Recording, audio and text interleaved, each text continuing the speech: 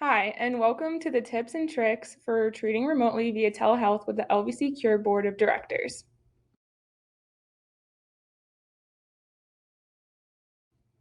Be sure to test any equipment, including your webcam and microphone, before starting your session with your patient.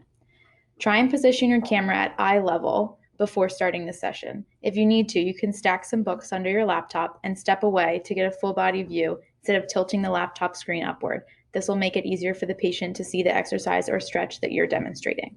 Make sure that you close any programs that you don't need during the session on your computer because this will prevent the notifications coming through during the session. And please turn your phone and any other devices on Do Not Disturb so that you're focused on Cure. And don't forget to plug in your device to a power source.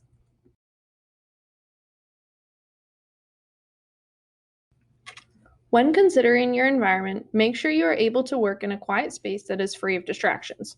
This includes family members, roommates, background noises, and even pets. Before the patient logs on, view your video to make sure your camera angle and lighting is appropriate. You may need to block lighting coming in from the windows. Lastly, if possible, choose a wall as your background that has minimal distractions, patterns, and absolutely no inappropriate wall decor.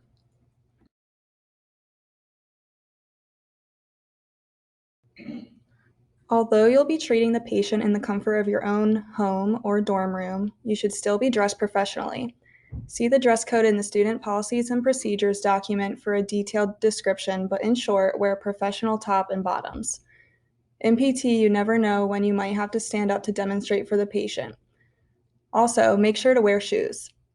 Also, stay engaged. Nonverbal communication is important to show the patient you are listening. This can be as simple as nodding as they are talking. If you are taking notes, make sure you let the patient know you are doing this.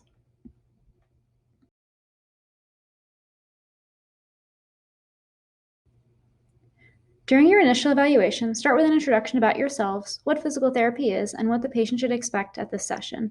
A good subjective exam is vital for properly assessing the patient, as 80-90% of the information regarding the patient's chief complaint will come from this section. First, think about red flags.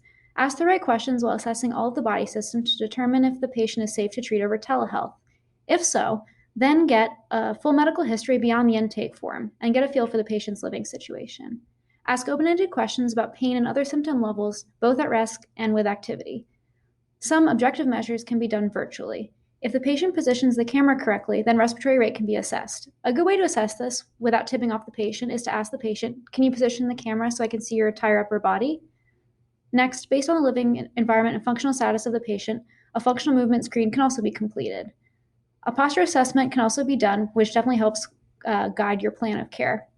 The most important thing is to always, always, always consider the safety of the patient. The best interaction we can have with the patient is a safe one.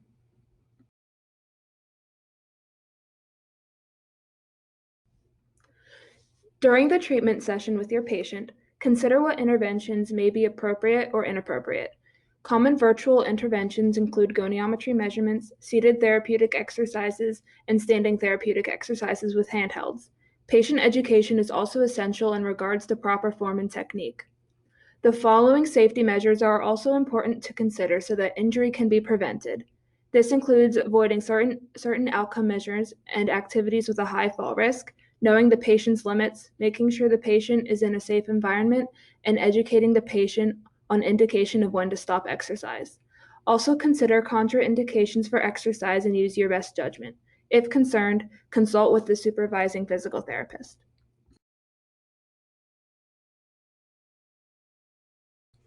At the end of your session, consider making your patient a home exercise program. The manager of the night can use HEP2Go and email it to the patient.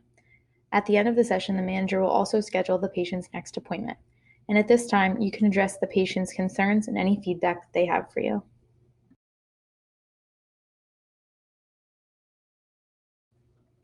After the patient has logged off, you will need to complete your documentation, which your team can work on together in Microsoft Teams.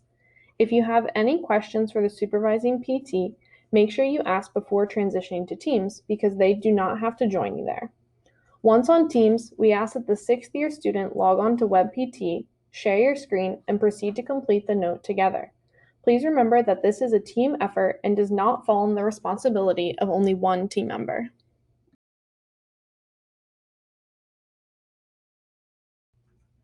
Thank you for listening, and remember you are prepared for this, and let your knowledge and creativity shine. We are all in this together.